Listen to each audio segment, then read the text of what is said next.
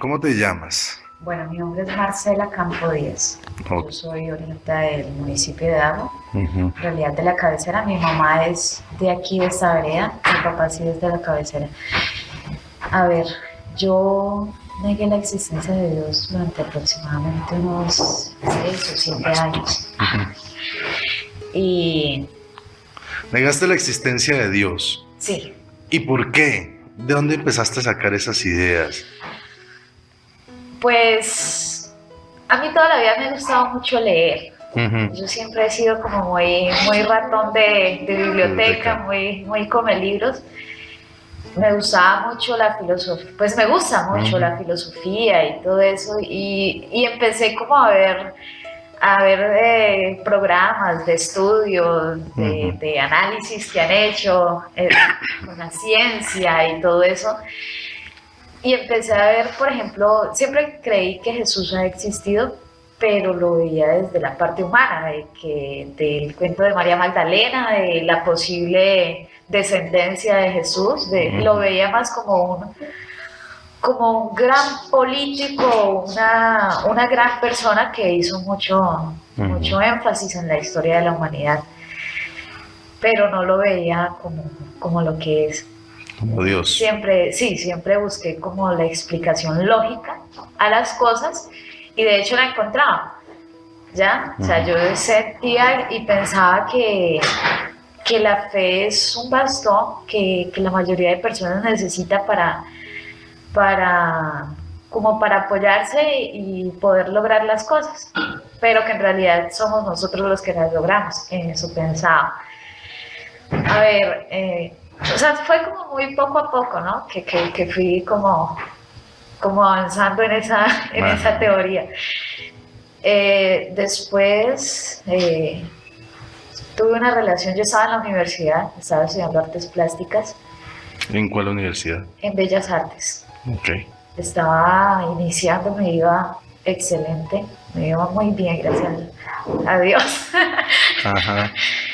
y, pero ahí pues obviamente empezó más como a tener fundamento esa teoría que yo tenía, porque me encontré con Pues, gente también que pensaba lo y es mismo. una universidad muy bohemia, Bellas Artes, mucho. Exactamente, es muy... Entonces, ahí empezó, yo participaba mucho en grupos juveniles, estaba en un grupo ambiental que se llamaba Pachamo Soca, y, y ahí conocí a un muchacho de Dagua, o sea, los grupos eran de Dagua, Ujú. a un muchacho que estudiaba en la Universidad Nacional, en Bogotá, cine y TV, una persona brillante, muy chévere y todo eso. Y empezamos como éramos como los líderes de aquellos grupos, entonces empezábamos a reunirnos y a hacer cosas. Y ahí empezó una relación amorosa. Yo tenía 16 años, eh, pero de un momento a otro empezó a envolverme y yo empecé a hacer todo lo que él me pidiera, sin ninguna explicación. Como nunca había sentido algo parecido, yo pensé que me había enamorado. Ujú. Y, y entonces empezamos esa relación, pero como muy, sí, yo era como muy esclava, Ajá. podríamos llamarlo así. Y bueno, se me olvidó contarle que siempre, toda mi vida, mi propósito fue ser mamá. Pero mi pensado era salir de la universidad. Yo salía de 21 años. Salir y más o menos a los 22, 23 años hacerme la inseminación artificial y ser mamá. Ujú. Cuando lo conocí a él, si tenía como 16, empezó a pedirme un bebé.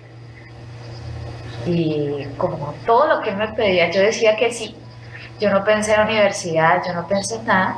Empezamos a buscar ese bebé. Pero no podía quedar en embarazo. Y él me decía que yo no podía ser mamá, que yo no servía para eso. Y pues eso empezó a bajarme al piso total, porque era mi propósito y me estaban cortando eso. Luego, inexplicablemente quedé embarazada. A los 2 meses de quedar en embarazo empecé a tener amenazas de aborto, tuve 2 o 3 amenazas de aborto. Y bueno, luego fui mamá, luego él se fue, eso fue una cosa rara. Yo me fui con él a Venezuela y un señor malo empezó a maltratarme mucho, a maltratarme como no se maltrata a las mujeres. Entonces yo me le volé. Yo me le volé, la niña tenía 1 añito. Y yo me vine otra vez para donde mis papás. Y de ahí, pues, ¿Ya? Sara. Buenas, ¿qué es? Listo. Bueno, entonces, sí, de la persona que te hablaba, el papá de la niña empezó a maltratarme física y psicológicamente, a tratarme de prostituta y de servible, bueno, y a empujarme, a estrujarme, a bofetearme y pues yo no estaba educada para eso, yo era una persona totalmente orgullosa, sumamente orgullosa. Y me fui, me volé, literalmente hablando, me volé, regresé donde mis papás con la niña y como al mes, él llegó también detrás de nosotras. Yo había empezado a trabajar en una rapitienda y iba a almorzar, no iba a almorzar a mi casa porque me quedaba muy retirado, iba a almorzar donde una compañera y yo iba y un día él me alcanzó y empezó a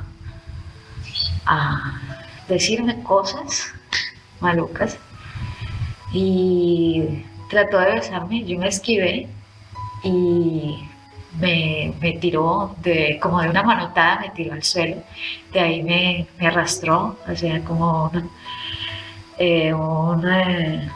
un barranco que había, me arrastró hacia allá y empezó a estrangularme y me azotaba contra el suelo, o sea, él se puso encima mío y ahí me estrangulaba. Eso sucedió en un lapso más o menos de media hora en la que yo estuve ahí. Yo cada que podía medio me soltaba y gritaba con todas las fuerzas de mi ser, pedía auxilio.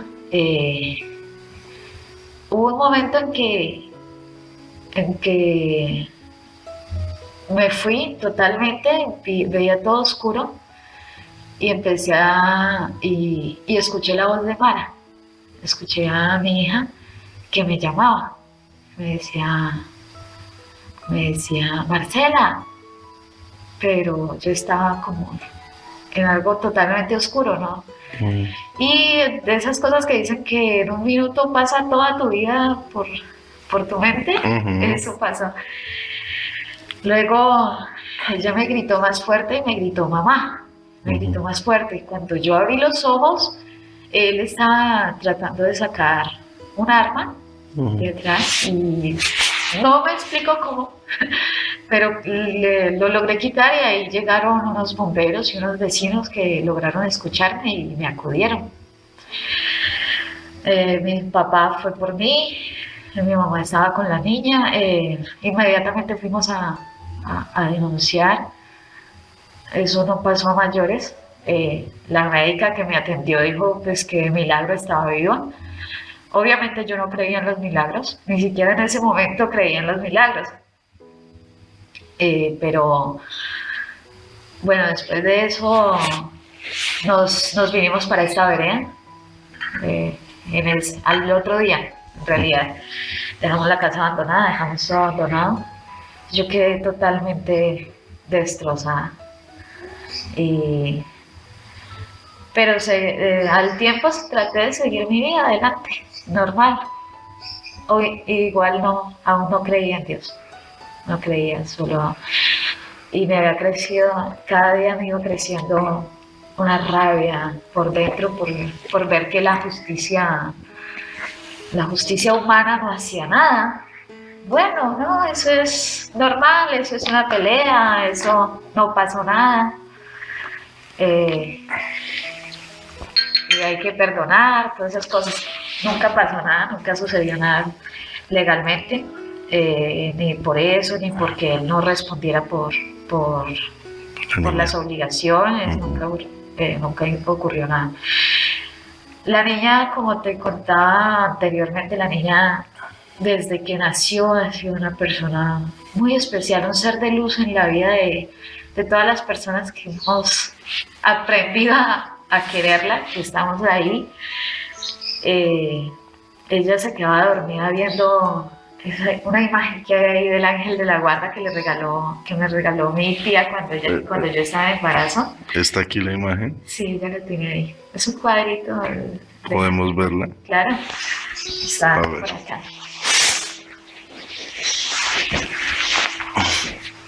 Ella la miraba y se quedaba mirándola y la tranquilizaba y luego se dormía sin necesidad de que la arrullara, ni seno, ni nada, solo se dormía. Y obviamente yo le buscaba la lógica, no, es que la pintura es muy fresca, es muy tranquiliza, siempre le busqué otros motivos. Y cuando empezó a hablar, hablaba sola. Y decía que hablaba con el amigo Jesús, con los anguilitos, ella les llamaba anguilitos. ¿Anguilitos? Sí, eran los anguilitos. Pero yo siempre le atribuimos eso a la imaginación de los niños. ¿Ya? Bueno, volviendo al tema, después ella siempre fue así, ¿no? Ella siempre fue muy especial, muy espiritual. A pesar de que nosotros no le inculcábamos nada de eso, porque mi papá era ateo, yo también, mi hermano, mi otro hermano, un vago, borrachito, loco. Mi mamá sí siempre fue creyente, pero nos respetó mucho nuestras ideas y nosotros a ella. Entonces, después de eso, empezaron a lloverme propuestas. Muchas propuestas, de toda la clase de propuestas que usted se pueda imaginar con respecto a la venganza. Yo contaba mi historia como estársela contando a usted aquí. Me decían, eso es mucho. Hagámosle, yo no le cobro. La pongo a ver si usted quiere. Si usted quiere, le doy las herramientas para que usted lo haga. Pídame lo que quiera, yo lo hago. Cualquier cantidad de personas me propusieron eso. Y yo sentía tantos deseos de hacerlo, pero tantos eran mis deseos de hacerlo que yo temblaba de ganas por decir que sí. De hecho, una vez alcancé a que averiguaran dónde estaba, porque me hacían todo, la inteligencia, todo. Se me olvidaba contarle, después de que yo volví, de que me volví, antes de que él tratara de asesinarme, como era tan ignorante, me dijeron, vaya a un sitio, de esas señoras que leen la mano y todo eso. Y yo fui, y esa señora me dijo que a mí me habían trabajado y que me habían dado unas hierbas para que no quedara en embarazo. Yo no debía haber quedado en embarazo. Y posteriormente me habían dado otras para que abortara, y no debió haber seguido el proceso porque esas hierbas que me daban eran supremamente efectivas. Las utilizaban mucho para esos fines. Pero bueno, yo nunca terminé el tratamiento que esa señora me dijo. La verdad me dio miedo. Me dio mucho miedo porque era una casa rara y eso de que salía, cuando me echaba agua en la mano, salía cosa negra y todo. Me dio mucho miedo. Nunca volví. Entonces, bueno, a mí todo el mundo, retomando, todo el mundo me ofrecía hacer eso. Y yo tenía tantos deseos de hacerlo, pero una sola cosa me abstenía de decir que sí. Y era que yo pensaba, bueno, ¿y yo qué le respondo el día de mañana a mi hija cuando me pregunte? ¿Con qué sale? ¿Con qué cara le voy a salir? ¿Qué le voy a decir? Porque va a llegar ese día que pregunte. ¿Y yo qué le voy a responder? Solo por eso no lo hice. Porque de resto, todo, mi corazón, mi mente, mi vida, todo me decía que lo hiciera. Solo eso, solo ella me abstuvo de hacerlo. Y yo lo veía y empezaba a temblar, empezaba como que me desfiguraba y era la ira que sentía porque yo lo veía como tan fresco, tan tranquilo por la calle, sin que no pasara nada y yo ahí destruyéndome. Y un día en especial él se metía a mis cuentas de correo, hacía lo que fuera, se burlaba de todas las maneras posibles y como que me daba a entender, hey, aquí estoy, no me pueden hacer nada, no me pueden tocar. Entonces eso a mí me hervía la sangre de rabia. Claro. Y un día en especial le pasó y me saludó, así con ese sarcasmo, con esa ironía. Y yo estaba en el quemal. Uy, me dio tanta rabia, tanta ira. En eso salió, quise pintar, era una forma de liberarme, quise pintar una flor del quereme, que es oriunda de aquí, solamente es endémica del Queremal y solamente se da en estos territorios. Y fui a buscar una flor de quereme, pero irónicamente nadie tenía una flor de quereme en el Queremal. Nadie tenía una flor de quereme hasta que... Y busqué en restaurantes, busqué incluso fotografías. Pero yo quería pintar una así, natural. Entonces alguien me dijo, mira, el padre le gusta mucho ir a caminar y ir en la cicla por allá, en esos sitios. En eso estaba el padre Carlos y le ayudaba el padre Omar. Carlos Rosero y Omar, ahí se me olvidó el apellido. Bueno, el padre Omar. Y entonces fui allá a la casa cural y el padre Omar me regaló unas flores muy hermosas para pintar y me preguntó para qué eran. Yo le conté y me dijo que necesitaba que hiciera, que si le podía hacer un pentón para Semana Santa de la vida antes de Jesús, de Jesucristo, y la vida después de Jesucristo. Yo acepté hacerle el pentón, era una tela negra con prácticamente nada, hice como unos colores, o sea, hice algo abstracto. Y al otro lado había una foto de mi papá y la niña que iban caminando, una foto muy hermosa porque llevaban el mismo paso, entonces decidí hacer esa, pero les hice un camino como hacia Dios, ¿ya? Pero no hice un Dios, no hice nada, sino que allá al extremo del camino estaba como una luz. Eso fue lo que hice, a él le gustó mucho el trabajo. El padre Carlos, que lo vio, dijo, esta es la que yo necesito, yo quiero un cuadro.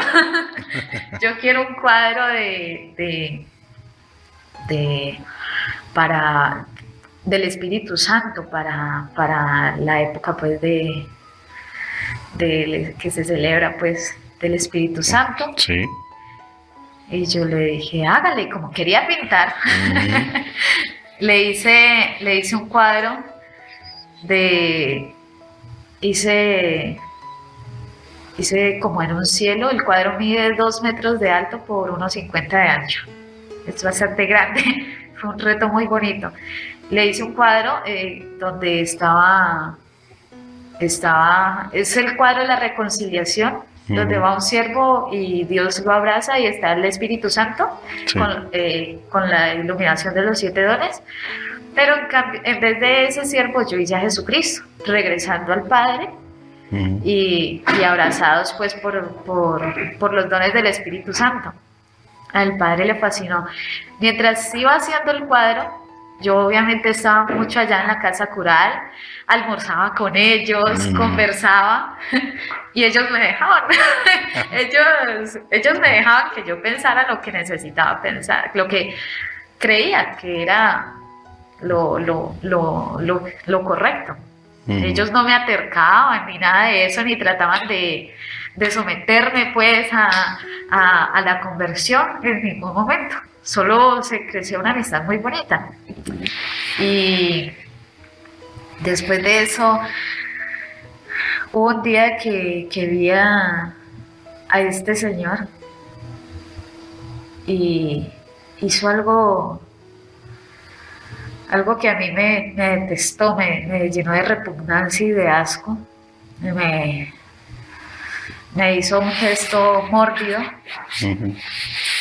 y se tocó así como el cuello y la nuca, que fue donde él me dejó las marcas de las manos cuando me estrangulaba. Fue una burla muy tenaz, pero en ese momento no quise buscar las personas que me ofrecían eso, sino que quise buscar otra clase de ayuda. Y fui donde unos amigos que estaban tocando en una iglesia de esas de garaje. Ajá. Protestante. Pero el pastor estaba como ocupado pues con su familia, porque pues aquí los pastores tienen familia, hijos y todo eso. No sé en realidad qué me impulsó a ir donde el padre Carlos. Él nunca estaba desocupado, pero ese día estaba desocupado y yo llegué allá, no sé cómo habré llegado, pero supongo que llegué muy mal. Y él me hizo, bueno, él empezó yo le dije, padre, necesito ayuda. Yo no puedo. Y él me llevó a un cuarto y empezó a orar. Empezó a hacer oración y dijo que me iba a liberar de todas esas cosas. No él, ¿no? Sino Dios, sí, que me iba a liberar. Hizo oración y empezó a imponerme sus manos. Él tiene el don de la sanación. Empezó a imponerme las manos y me hacía repetir cosas. Entonces yo tenía que decir mi nombre, decir que perdonaba a esa persona, pero no podía salir de mi garganta ese perdón. O sea, yo quería hacerlo y necesitaba hacerlo, pero no podía, no salía de la garganta. Me liberó las palabras y cuando yo las dije, sentí como que me hubiera liberado de no sé, de algo muy fuerte. Pero fue una lucha muy tenaz. El padre sudaba, yo lloraba a cántaros como si se hubiera abierto una llave. Y luego me liberó de esas cosas, maleficios que aún tenía en mi cuerpo, que aún conservaba. Y luego me dijo que esa había sido la parte fácil. Me dejó descansar un momento y me dijo, esa fue la parte fácil. Ahora viene lo difícil. Vas a renunciar a tu hija. Y yo me quedé mirándolo y yo, ¿qué? Sí, vas a renunciar a ella y vas a dejar que Dios disponga de ella. Y yo me paré y me puse como loca y yo decía, no, mi hija es mía, mi hija nunca se la va a entregar a nadie. Y empezamos a hacer el trabajo para eso, ese mismo día. Y cuando lo hice fue la cruz más pesada que yo solté. Fue impresionante. Yo llegué a mi casa y mi mamá me dijo, uy, ¿qué le pasó? Porque yo llegué como un zombie, había llorado tanto, pero tanto. Y yo llegué y le conté. Y mi mamá dijo, bendito sea Dios. Desde ahí empecé a hacer procesos, porque ese fue solo el comienzo. Luego, ese mismo día, algo que no había salido en muchísimo tiempo, que era el estudio con el SENA, salió.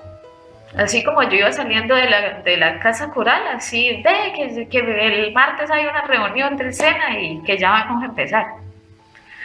Y o sea, literalmente hablando, empezó a cambiar la vida. Empezó a cambiar todo. A los meses yo empecé a estudiar al poco tiempo empecé a estudiar y había un encuentro y yo estaba muy nerviosa porque él estaba en otro sena de Dagua, el señor. Y le comenté al padre y el padre me dijo, te vamos a hacer invisible. Vas a ser invisible ante los ojos de maldad de esa persona. Pero a pesar de que yo ya creía un poco,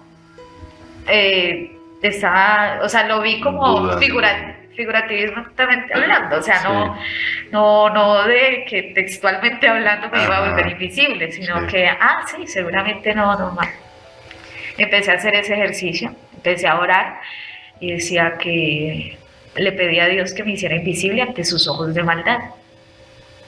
Llegó ese día y yo me sentí tan tranquila de verlo, y yo me le pasaba por el frente, por detrás, por los lados, y yo me sentía súper tranquila. Pero yo dije, no, pues, ya lo olvidó, ya me ve como cualquier otra persona. Luego una compañera me dijo, ve, ¿sabes quién me preguntó por vos? Y yo, ¿quién? Esa persona. Y yo, ¿cómo así? Y es que no me vio. Dice que no. Me preguntó que si vos habías estado allá. Y yo vine donde el padre. Él aún lo recuerda y se burla de mí y hace la cara de que yo, ay, sí, padre, es cierto, le dije. Sí me volví invisible. O sea, sí fue literal. Sí me volví invisible literal. Gloria a Dios. Pero pues, o sea, yo como que era muy difícil de creer, porque como una persona se vuelve invisible. Entonces ahí empezó el proceso. A los días llamó a alguien que no veía hace muchísimo tiempo, que ahora es mi esposo, y dijo que quería ir a visitarnos, que estaba muy agradecido con nosotros y quería visitarnos. Y ahí empezó una relación muy bonita. Llena de conflictos al principio, no lo voy a negar, pero muy bonita.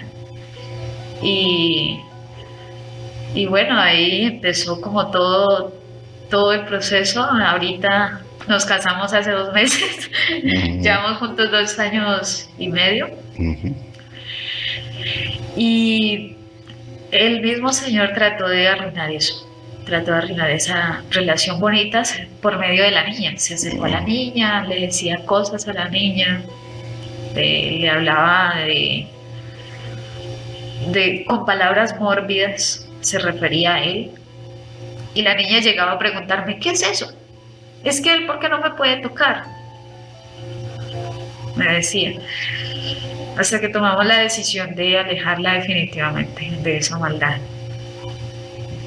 Y ella empezó a aceptar a mi esposo cuando aún vivíamos juntos, y un día le preguntó, empezó a sacar la conclusión de que si San José había sido papá de Jesús sin que fuera el papá de verdad, porque él no podía ser el papá. Y le preguntó si le podía decir papá y si él podía ser el papá. Y desde ahí empezó como esa relación de padre e hija.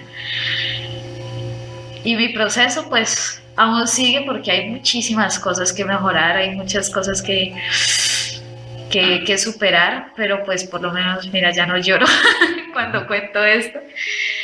Y la verdad, Dios sí cambió nuestras vidas totalmente. Dios ha ido abriendo puertas y abriendo puertas y puertas y puertas, y dándonos a entender que sí existe, que sí es real y que siempre estuvo ahí. Así nosotros lo neguemos y así nosotros no queramos aceptar que está ahí, Él está ahí y siempre estará ahí. Desde ese entonces yo trato de colaborar con lo que más pueda en la iglesia. Yo trabajo para Dios. Si a mí me dice un sacerdote, necesito pintar algo, que es lo único que sé hacer, con muchísimo gusto voy. Y eso sí, él tiene que comprar las pinturas. Pero yo voy y creo que somos una familia bendecida. Al poco tiempo también mi papá se convirtió. Mi papá lleva muchos años más dejando, y ahorita también es uno de los principales colaboradores de la iglesia. Qué bendición. Y bueno, ahí vamos mejorando, vamos haciendo nuestra familia con con el poder de Dios. Tú me habías también comentado algo de las experiencias especiales que tiene tu hija.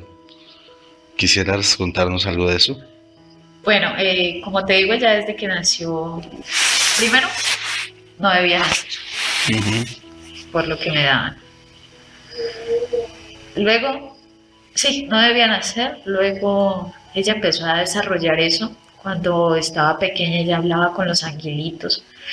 En una ocasión en el jardín habían dos mariposas revoloteando con ella, una blanca pequeñita y una café más grande. Ujú. Y ella nos llamó corriendo, mami, mami, vengan, vengan, eso y armó tremendo algarabía, pero las mariposas seguían ahí y nos decía que la blanca era María y la café era Jesús. Pero, sí, hija, sí. Ujú. Y ella siguió jugando con ellas hasta que se fueron. Cuando yo trabajaba le decía a mi mamá, ay mami, yo ya quiero que mi mamá venga. Puedo mandar un angelito por ella. Y mi mamá decía que ella empezaba a hacer la oración y así conforme terminaba la oración yo iba llegando. A distintas horas porque yo no tenía un horario de llegada. Yo trabajaba en una tienda y no tenía un horario de llegada. Y siempre ha sido así. Ella, por lo menos ahorita las profesoras dicen que ella es la mensajera porque ella todos los días cuando estaba estudiando les daba un mensaje de los ángeles, uno diferente cada día. Las oraciones nunca las hace de memoria, sino que le nacen de lo más profundo de su corazón y son unas oraciones preciosas que a cualquiera le remueven el corazón. Ujú. Entonces, pues la verdad sí creo que ella tenga como esa conexión directa con Dios y creo que ella fue el principal elemento que Dios utilizó para convertirnos a nosotros y regresarnos a nuestro lugar, que es a su lado. Ella fue como ese instrumento que él utilizó. Y la verdad ahorita a veces en mi egoísmo de madre siento miedo porque de pronto cuando ya todo esté bien diga, no venga para acá que usted ya hizo su trabajo. Me da un poco de susto eso, pero pues bueno, ya será la obra de Dios la que él sabrá qué hace. Todo a su ¿Cómo tiempo. hace? Sí. ¿Y qué más? No, está bien. Muchas gracias por tu testimonio. Bueno, ¿cómo es la parte del bautismo? Bueno, cuando llegamos a San José del Salado, llegamos a una casa que queda diagonal a la capilla. Ujú. Y Mara cada que pasaba por ahí decía que quería entrar, que esa era la casa de Papito Dios y que esa era la casa de Papito Dios. Y empezó a reclamarnos el bautismo, que ella quería ser bautizada y quería ser bautizada y quería que la bautizaran. Y pues tocó darle gusto. No, en ese entonces todavía no creíamos, no habíamos realizado esa conversión espiritual y irónicamente la bautizamos el día que se conmemora el bautismo de nuestro Señor Jesucristo, Ujú. en enero. Qué bendición. Sí, pero obviamente no Claro. sabíamos nada. No planeaban El eso. padre Carlos fue el que dijo ese día en la misa. ¿Cómo fue el bautismo? ¿Ustedes conocían las oraciones o algo? No. Había pasado mucho tiempo sin orar y estábamos en el primer asiento. Obviamente el papá biológico de la niña no estuvo, obvio. El que lo reemplazó fue mi papá, quien en ese entonces también era ateo. Y nos mirábamos el uno al otro y el padre nos miraba y, ¿cómo es el Padre Nuestro? ¿Cómo es que? ¿Y ahora qué decimos? ¿Y ahora qué hacemos? Era más como por seguir la cosa del momento, pero estábamos como quien dicen al lugar equivocado, estábamos más perdidos que embolatados, porque pues no recordábamos nada, no recordábamos muchas cosas y movíamos la boca así como...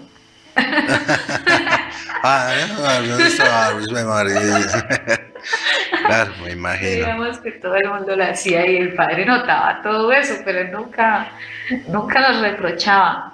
Y cuando mi mamá empezó a acercarse, porque ella hacía mucha oración, pero en su casa, ella no iba casi a la misa. Una vez ella oró tanto por la conversión de nosotros y el padre Carlos, cuando ella salió de la misa, le pateó el hombro y le dice, tranquila que ellos vuelven. Pero ella en ese momento no cayó en cuenta de lo que él le decía ni por qué se lo decía, sino ya después. Por esos días hubo una misa de sanación con el padre Carlos y yo fui por ir. Y dijo, aquí hay una persona que la cabeza le hace como una maraca, que vino por curiosidad pero no por fe, pero está viendo que es real. Esa persona era yo. Ah, bien, muy bien. Y me dio pena salir, obviamente. Claro. Después yo le dije que había sido yo. Pero sí, la niña fue la que pidió que la bautizáramos y que la lleváramos a la casa de Papito Dios. Fue ella en realidad, no, nadie le impulsó, nadie le dijo, sino que ella fue la que nos pidió a nosotros y fue ella quien nos llevó a nosotros, no nosotros a ella. Y en las novenas ella me miraba y que yo no cantaba ni que oraba y me hacía así como las mamás a los niños canciones, me daba con el hombro, rece, dijo. Me hacía así, carajo, me decía. Entonces era como inversión en los papeles. Claro, en vez de la mamá obligando a la hija, era la hija obligando a la mamá a que rezara. Sí, Qué bendición. en realidad era así, un poquito vergonzoso.